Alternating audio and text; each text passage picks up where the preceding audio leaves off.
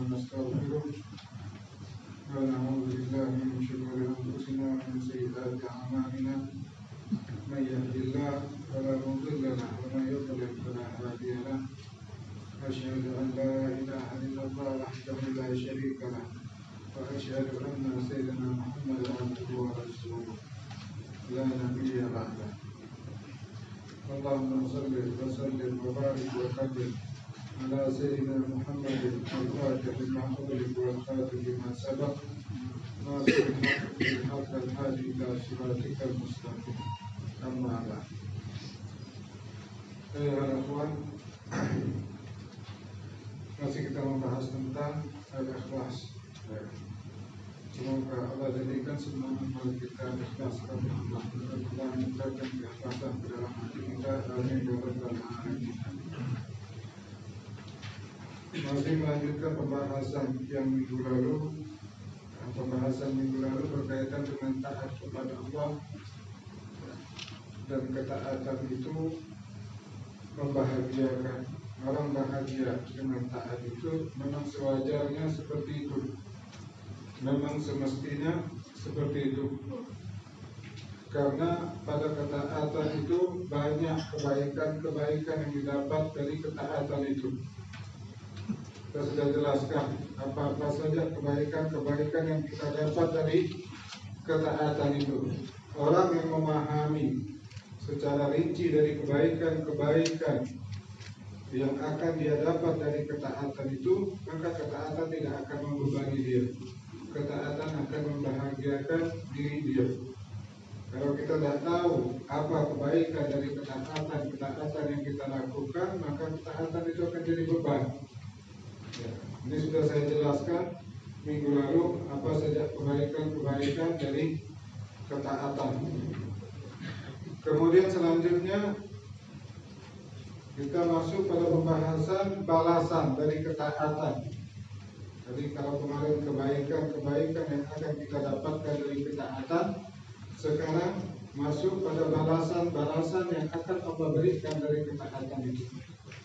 Ya, jelas. Ini yang di awal ini pernah dulu saya bahas tentang balasan-balasan yang akan Allah berikan dari amal-amal ibadah kita, dari ketaatan kita. Jadi hikam sekarang yang kita bahas ini per bab. Kalau yang dulu udah sesuai dari bab-bab hikam 1, hikam 2, hikam 3. Tapi hikam yang sekarang ini pakai per bab. Kita sudah bahas bab ilmu, kita sudah bahas bab taubat. Sekarang kita masuk bab ikhlas. Nanti habis bab ikhlas ini bab sholat. Ya. Kelas ya teman. Nah, sekarang kita masih bab al-ikhlas. Ayo kita.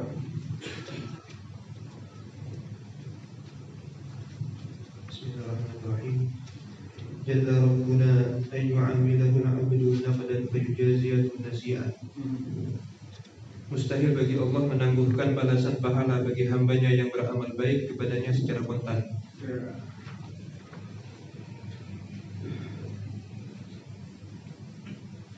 Di sini Al-Imam Ibnu Athaillah mengatakan jalla rabbuna an yu'amilahu al-'abdu naqdan.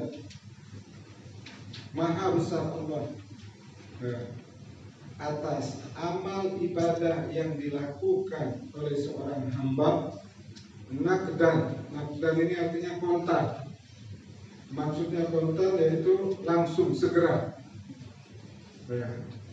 Wa yujazihi nasi'ah. Lalu Allah membalasnya dengan menunda. Allah membalas dengan menunda. Ini Allah bersih dari hal ini. Mustahil, tidak mungkin.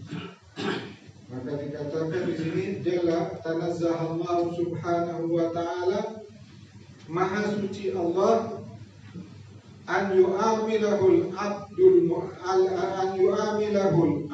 mu'ajjalan, seorang hamba yang beramal mu'ajjalan dengan segera, wa yujazihi mu'akharan, maka Allah membalas ibadah hamba tersebut belakangan. Ini mustahil. Ini tidak masuk akal. Jadi kalau contohnya seperti ini, saya nyuruh ente tolong hari ini turun ke toko, ente kerja sama mana, nanti anak bayar 2 tahun lagi. Bagus tidak sifat seperti itu? Hah? Atau nanti 3 tahun lagi anak bayar? Beras. Hah? Terlalu lama, terlalu jauh, dan ini bertentangan dengan sifat Allah. Allah Al-Karim, Maha Dermawan. Bisa dikatakan dermawan. Itu kerja sama mana? 3 tahun lagi anak bayar. Nanti masuk jam 7 tepat ya, jam 7 balik jam 5, tapi anak bayar 10 tahun lagi. Bisa dikatakan orang itu dermawan? Yang artinya di sini Allah perintahkan kita sholat tepat waktu. Allah Subhanahu wa Ta'ala perintahkan kita puasa tepat waktu, zakat tepat waktu. Semua ibadah-ibadah Allah anjurkan untuk disegerakan. Dan Allah janji membalas ibadah-ibadah yang kita lakukan, lalu dibalas nanti akhirat. Terlalu jauh. Ini yang dimaksudnya terlalu lama.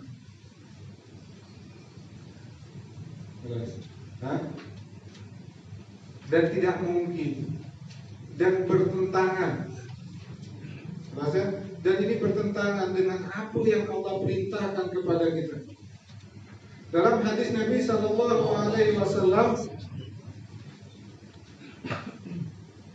Rasulullah SAW bersabda, "A'tul ajira ajrah." Berilah upah kepada pekerjamu qabla ayyajifal arab, sebelum keringatnya kering. Suruh segera. Jelas kan? Kemudian di hadis yang lain, matlul ghani zulmun. Menunda upah, sedangkan dia mampu membayar upah tersebut, tapi dia menundanya, maka ini kezaliman. Dan di dalam hadis qudsi, Allah Subhanahu wa Ta'ala berfirman, "Inni haramtu zulma ala nafsi," bahwa aku haramkan kezaliman atas diriku. Allah mengharamkan atas dirinya kezaliman. Dan Allah waja'altu bainakum muharraman, dan aku juga mengharamkan kezaliman di antara kalian. Fala tadzalamu. Bertentangan atau enggak? Hah? Ya, kalau kita sholat, kita puasa, disuruh segera, nanti balasannya di akhirat.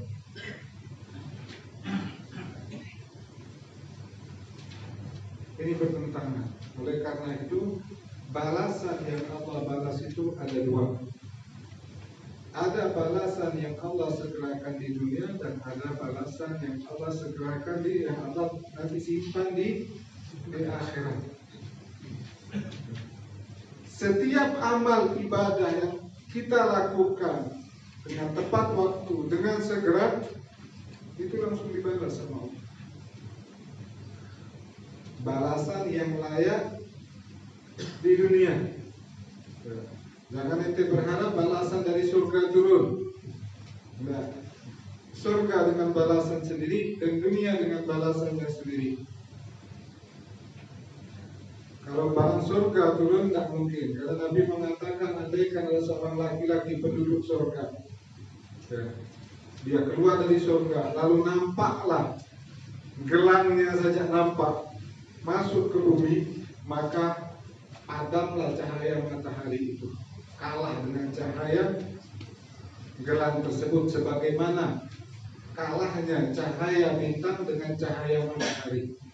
Ya. Waktu matahari keluar, bintang hilang, ya kan, cahayanya kalah dengan matahari.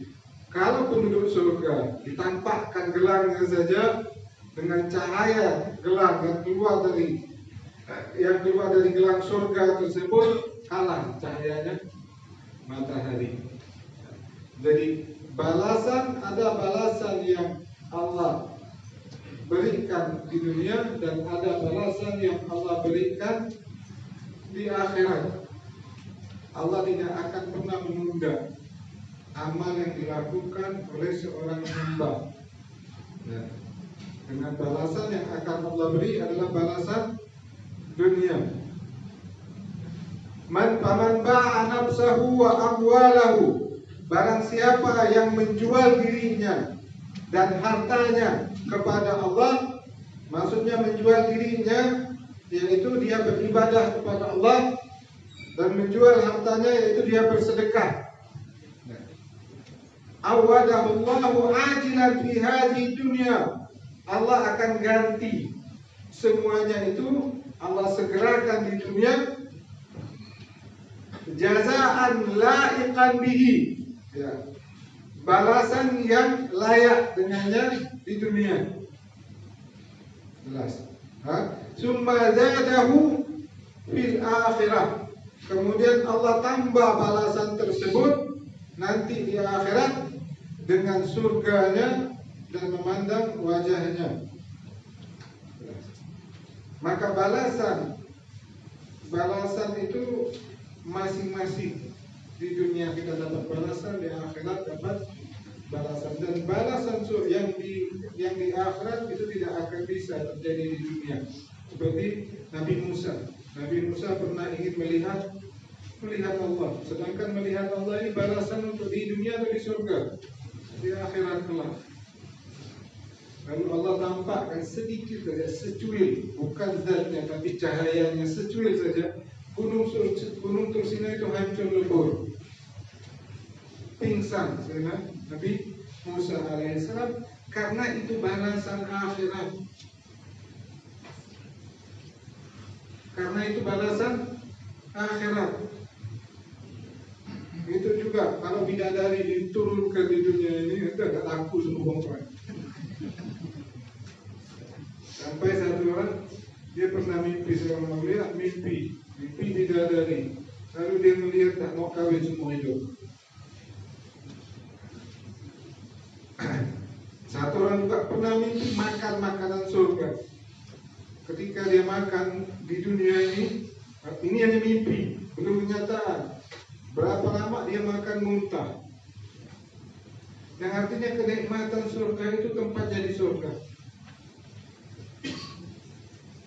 Maka Allah akan membalas balasan di dunia ini, balasan memang yang layak untuk di dunia ini.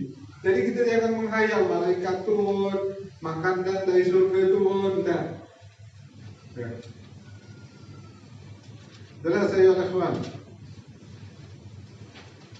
Sekarang kita masuk anwa'ul jaza al-amilin, macam-macam balasan yang akan Allah berikan di dunia ini.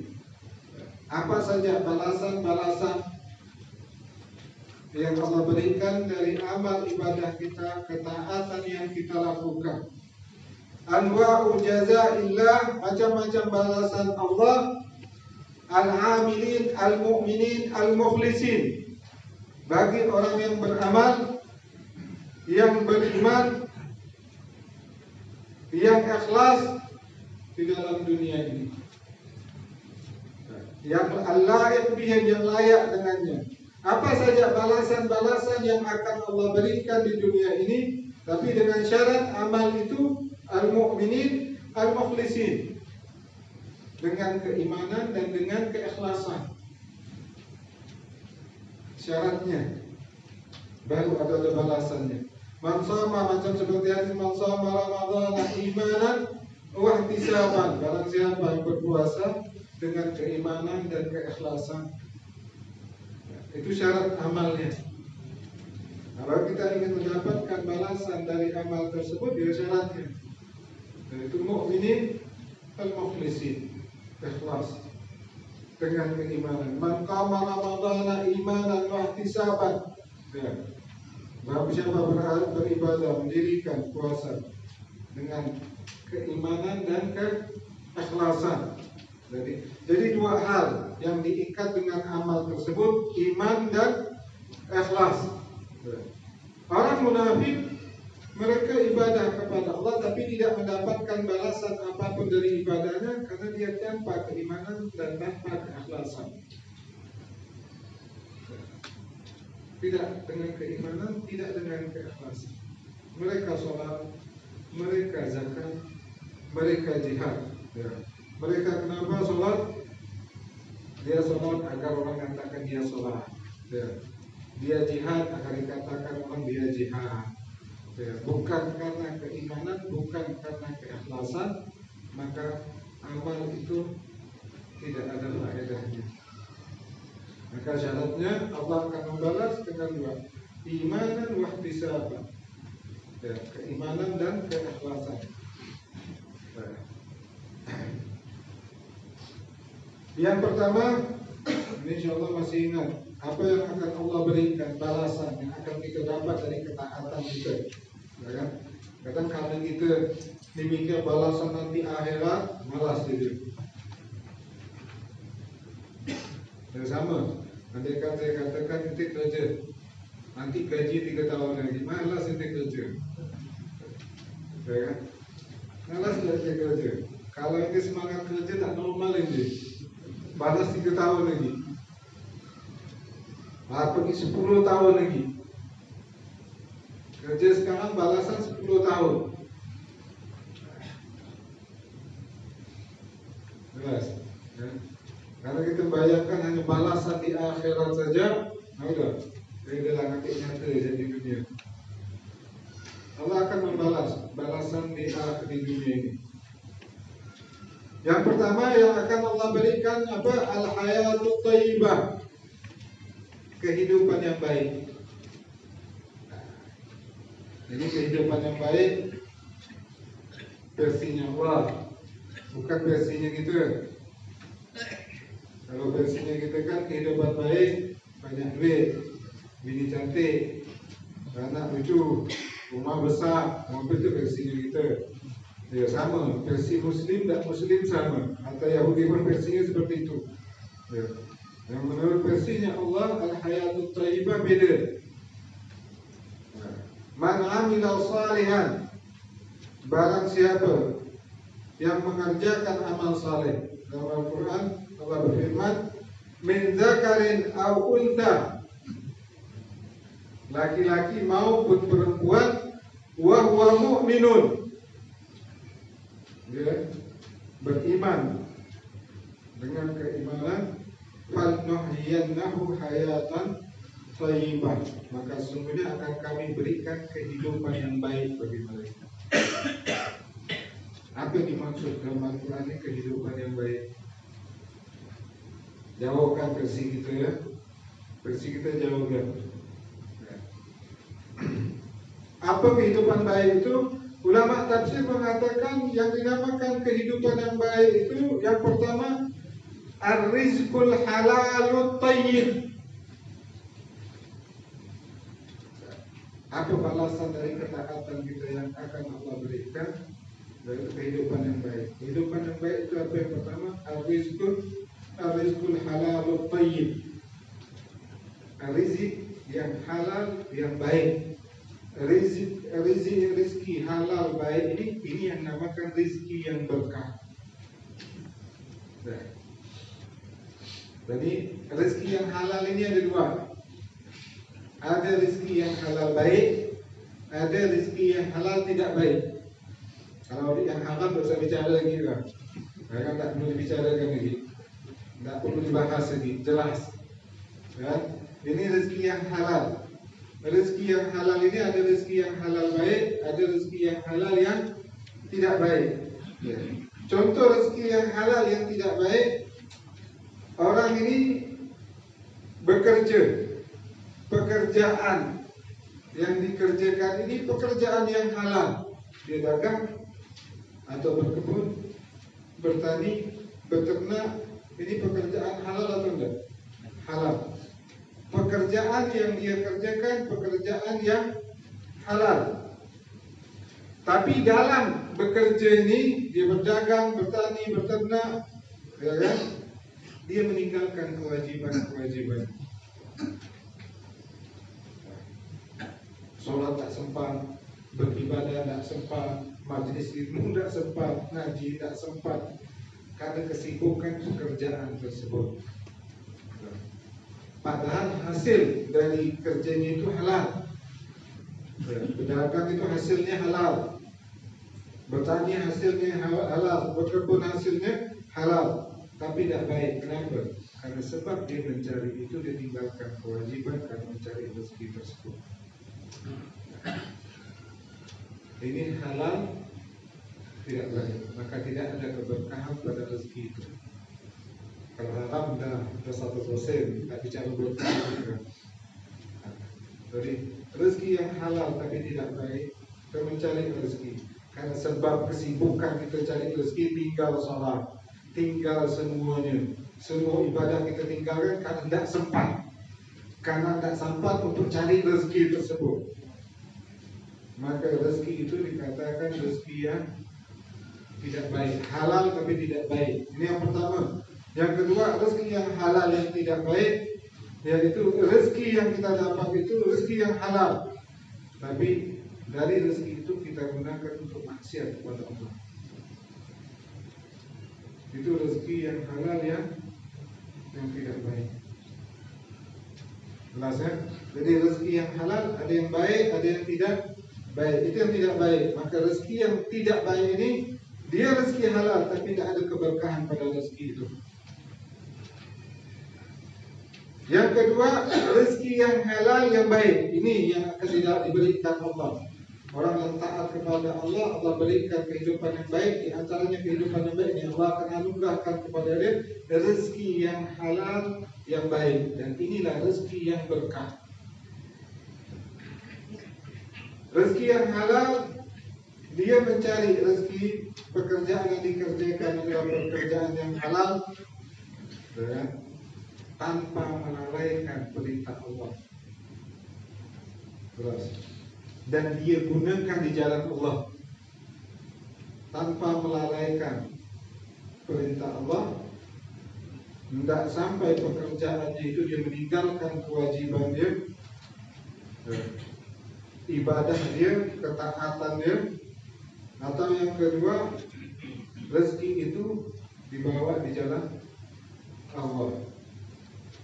Itu yang dinamakan rezeki yang halal dan yang baik. Rezeki seperti ini rezeki yang berkah. Ini kalau rezeki seperti ini kita kasih anak bini juga, dia makan rezeki yang berkah. Keluarga kita ini rezeki yang berkah. Jadi jangan sampai kita kerja sehingga melalaikan kewajiban kita karena sebab mencari rezeki itu halal tapi tidak ada keberkahan. Maka yang kita kasihkan anak bini kita rezeki yang tidak ada keberkahan. Kalau kita ingin mau memberikan anak bini kita rezeki yang berkah, cari rezeki itu, jangan sampai melalaikan kewajiban. Kalau rezeki yang kita cari tidak melalaikan kita dalam kewajiban, maka rezeki itu adalah rezeki yang diberkahi oleh Allah. Jika rezeki itu diberkahi, maka akan banyak kebaikan pada rezeki tersebut. Biasanya orang yang memakan makanan dari makanan yang diberkahi, dia condong kepada kebaikan, mudah melakukan kebaikan, mudah menerima nasihat. Kalau sulit melakukan kebaikan, sulit menerima nasihat, hati tidak condong kebaikan, tengok makannya. Kalau makan yang diberkahi itu, orang itu akan mudah, hatinya lebih condong kebaikan, mudah melakukan kebaikan, mudah menerima nasihat. Maka kasih anak istri kita makanan yang diberkahi oleh Allah. Nah, ini hidup yang baik. Hidup yang baik yang pertama yang akan Allah berikan, Allah akan pilihkan rezeki untuk kita. Rezeki yang betul-betul halal. Betul-betul rezeki itu halal, baik dan berkah. Allah tutup pintu-pintu haram, pintu-pintu yang tidak baik karena ketaatan yang kita lakukan. Itu balasan yang Allah sediakan di dunia.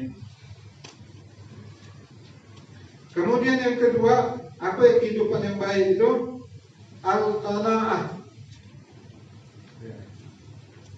merasa cukup dengan rezeki yang Allah berikan. Ini kalau orang udah cari rezeki, hati tenang, sholat tenang, semuanya terus merasa cukup, udah nyaman lah. Karena dia merasa cukup. Jadi rezeki itu bukan hanya materi, rezeki itu juga persoalannya hati. Jadi rezeki yang berkah itu rezeki yang disertai dengan ketenangan hati, ada kepuasan. Berapapun yang kita dapat, hati kita puas, hati kita senang. Kita tidak melihat rezekinya orang. Kalau orang yang tamak, dia tidak ada kepuasan, hanya kekurangan. Orang tidak puas hati, dia merasa kurang terus. Ketika merasa kurang, yang akan dilihat rezekinya orang.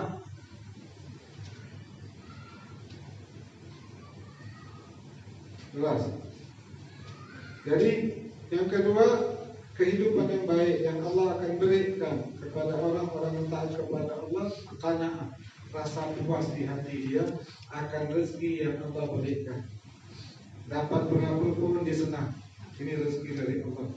Dia bahagia, dia merasa cukup. Terus yang ketiga, apa kehidupan baik itu? At-taufiq bit-ta'ah, diberi kemudahan bertaat. Pertama Allah berikan rezeki yang halal dan baik. Kemudian Allah berikan qanaah, hatinya merasa puas dengan rezeki tersebut. Kemudian yang ketiga, Allah beri taufik, Allah mudahkan langkah dia untuk melakukan taat. Melakukan taat mudah sekali. Ya. Seseorang merasakan mudah di dalam taat itu buah dari ketaatan. Balasan yang Allah segerakan di dunia. Tidak ada beban dalam taat itu, mudah sekali melakukan ketaatan. Kemudian yang keempat, halawatul ibadah. Ibadah itu manis, nikmat, nyaman ibadah itu. Yang kelima, al-ma'rifatu billah, ma'rifat kepada Allah. Ini yang dimaksud kehidupan yang baik. Orang kalau mendapatkan 5 ini hidupnya baik, rezeki halal, baik, halal dan thayyib, rezeki yang diberkahi. Kemudian yang kedua, Allah berikan kepuasan. Allah hilangkan dari hatinya ketamakan. Berapapun dapat dia tenang. Kemudian yang ketiga, Allah mudahkan dalam ketaatan langkah. Semua ketaatan dimudahkan oleh Allah. Kemudian Allah beri rasa manis di dalam ketaatan. Kemudian yang kelima, Allah berikan dia ma'rifatullah, mengenal Allah. Kalau ini dari 5 kita dapat di dunia ini, selesai lah. Nyamanlah hidup kita. Ya. Hidup kita udah nyaman, rezeki halal baik. Al-qanaah, puas. Tidak merasa kekurangan, tenang, ya kan? Taat mudah, tidak ada beban. Udah tidak ada beban, taat manis lagi taatnya, nyaman lagi taatnya. Kemudian mengenal Allah. Ini yang akan Allah beri, yang dimaksud, yang akan Allah balas bagi orang yang taat kepada Allah, yang akan Allah berikan kehidupan yang baik. Ini 5 ini kehidupan yang baik. Jika seorang sudah mendapatkan kelima hal ini, berarti hidupnya adalah hidup yang baik. Jelas. Itu yang pertama, yang akan Allah balas dari ketaatan yang yaitu ketaatan yang akan Allah segerakan di dunia ini. Yang pertama yaitu kehidupan yang baik. Kemudian yang kedua, wa minha, dan juga dari balasan yang layak yang akan Allah segerakan di dunia ini atas ketaatan yang dilakukan seorang hamba, al-makhraju minasyada'id. Selalu ada jalan keluar dari kesulitan. Tidak ada buntu. Orang yang taat sama Allah ini tidak ada buntu. Tidak akan menemukan buntu hidup. Ini balasan balasan yang Allah kirim atas ketaatan yang dia lakukan. Sesulit apapun, kesulitan yang luar biasa yang dihadapi orang-orang terdahulu, para anbiya, para rasul, mereka tidak tenang saja.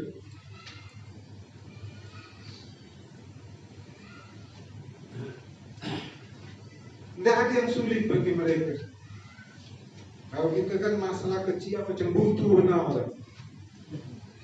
Apa masalah besar? Mereka masalah besar tidak terbebani dengan hal tersebut.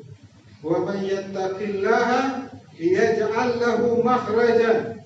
Barang siapa yang bertakwa kepada Allah, menjunjung perintah Allah, menjauhi larangan Allah, Allah akan anugerahkan kepadanya jalan keluar dari setiap masalah yang sulit. Wa yarzuqhu min haitsu la yahtasib. Saya macam Nabi Ibrahim. Sudah berapa lama dah dapat anak, minta dapat anak, ya kan? Dikasih anak, ya. Dikasih anak, udah besar anaknya ini, anak yang baik, yang dicintai, lalu disuruh nyembelih. Ini sulit atau mudah? Sulit. Tapi ya seperti itu, sesulit apapun Allah ganti. Tak jadi domba dikasih Allah. Sesulit apapun ada jalan keluar. Jadi kalau kita kena masalah seperti mereka, dah gila, kita stres ke. Tapi orang yang taat tidak seperti itu. Masalah itu terlihat tidak sulit. Sesulit apapun tidak sulit.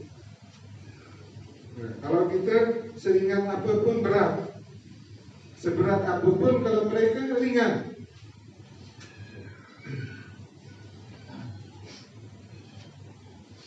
Kemudian yang kedua, al-yusru fil umur, kemudahan dalam segala perkara. Allah itu yang pertama yang Allah keluarkan dari kesulitan. Kemudian yang kedua, segala perkara itu mudah, tidak ada yang sulit. Ya. Jadi orang yang taat ini apapun yang dihadapinya mudah. Dan Nabi Ibrahim mau dimasukkan ke dalam api, tenang tak Nabi Ibrahim? Masukkan ke api, saking tenangnya malaikat nawarkan untuk bantu, ditolak mentah-mentah. Saking tenangnya malaikat nawarkan Nabi Ibrahim untuk menyelamatkan dia, tak mau Nabi Ibrahim. Allah tahu, kata Nabi Ibrahim, Allah tahu keadaanku, tidak perlu. Dan Nabi Ibrahim tak tahu bahwa Allah akan menjadikan api itu sejuk. Tidak tahu Nabi Ibrahim. Kita jangan pikir Nabi Ibrahim tenang, tahu api itu akan diganti dengan api yang panas jadi sejuk. Tidak. Nabi Ibrahim tidak tahu. Seperti itulah keadaan orang taat yang Allah balas. Kemudah segala perkara itu. Nabi Musa tidak tahu laut Allah belah, tapi tenang, Allah bersama kita. Segala perkara itu mudah, tidak ada yang sulit. Itu sudah janji Allah. Balasan yang akan Allah segerakan, yaitu balasannya. Kehidupan yang baik, Allah beri jalan keluar, di jalan-jalan yang sulit. Allah mudahkan segala urusannya. Itu balasan yang Allah segerakan di dunia ini. Kemudian juga wa minha itmi'nanul qalb, ketenangan hati. Allah berikan ketenangan. Ini yang sebagai bukti Allah segerakan. Maka dalam Al-Quran, ala bidzikrillah tatma'innul qulub. Ketahuilah, dengan berzikir kepada Allah hati tenang. Yang artinya saat ini zikir Allah kasih ketenangan. Ini sebagai menunjukkan balasan langsung. Allah segerakan. Kita baca la ilaha illallah, la ilaha illallah, tenang hati. Itu balasan langsung yang Allah berikan. Jadi diberikan ketenangan, diberikan kenyamanan hatinya dia dengan berzikir kepada Allah Subhanahu wa Ta'ala. Andai kan ada orang berzikir tak tenang-tenang kan, jangan salahkan zikir.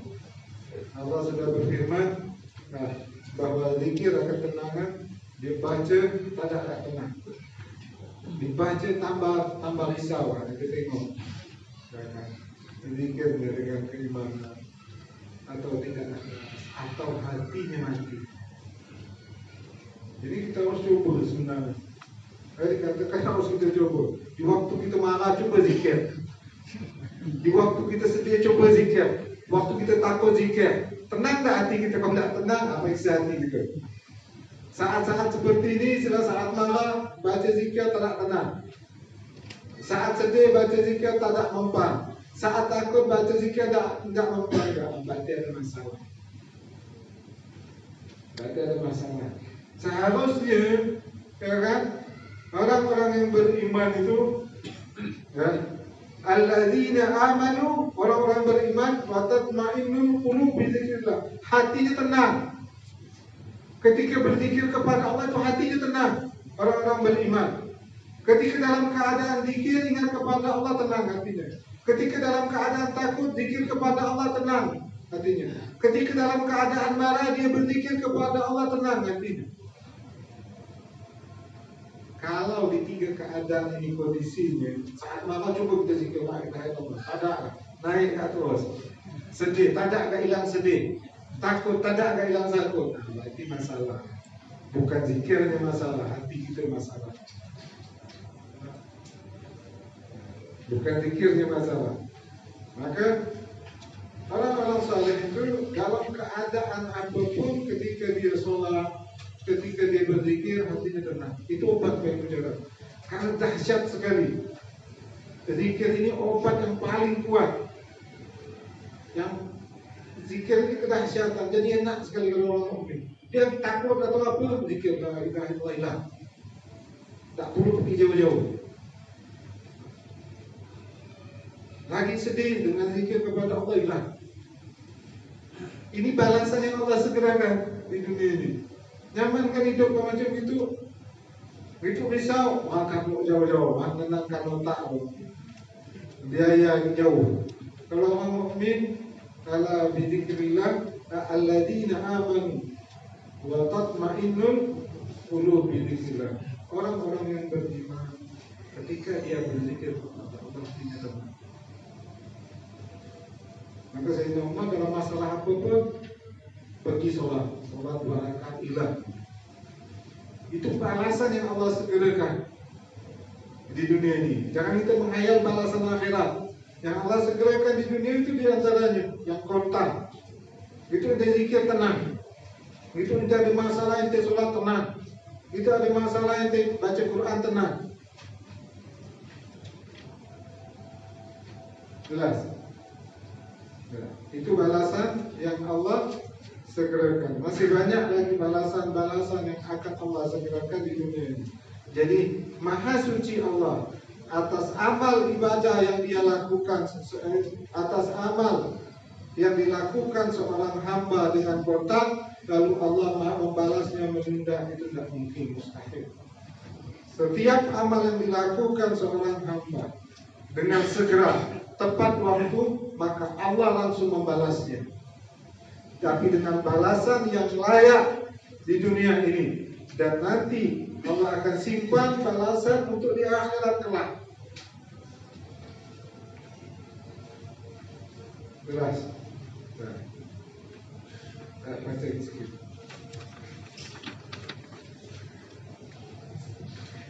Kontan di sini bermakna menghadap Allah melalui bermacam-macam ketaatan dan tanpa menunda-nunda. Ya, maka efek sekali kalau kita mau amal itu mempunyai efek yang kuat di hati, tepat waktu, sholat jamaah tepat waktu, semua yang tepat waktu itu mempunyai efek yang kuat di hati kita. Kan balasannya pun kontak. Nanti boleh coba sholat jamaah. Orang kan siapa jaga sholat jamaah 40 hari sholat bersama imam dengan memang sholat sesuatu yang tepat waktu mempunyai efek kontan Allah bayar. Nah, terus Bila Allah tidak langsung memberinya pahala, itu adalah hak Allah. Allah tidak harus, ada hak Allah. Allah membalas, tidak balas hak Allah. Jangan itu jadi tuntutan gitu. Terus Namun itu bukanlah kebiasaan Tuhan yang maha mulia, maha kuasa, maha tidak mungkin Allah seperti itu. Tapi Allah tahu itu haknya Allah, itu ciptaannya. Tidak dibalas, tapi Allah tidak mungkin. Karena bertentangan dengan sifatnya.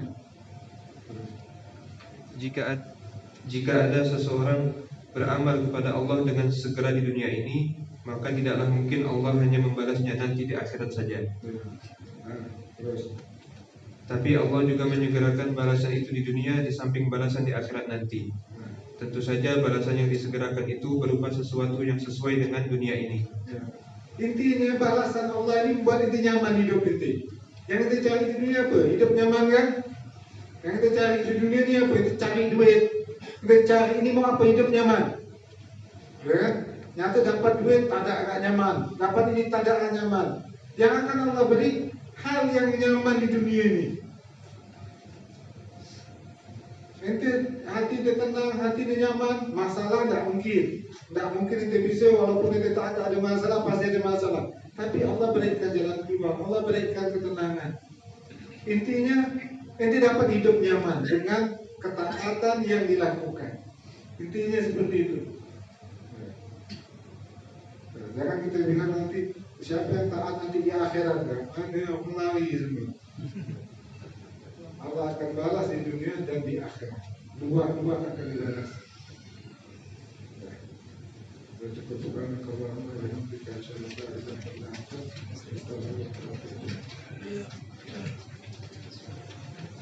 Ya Rabbana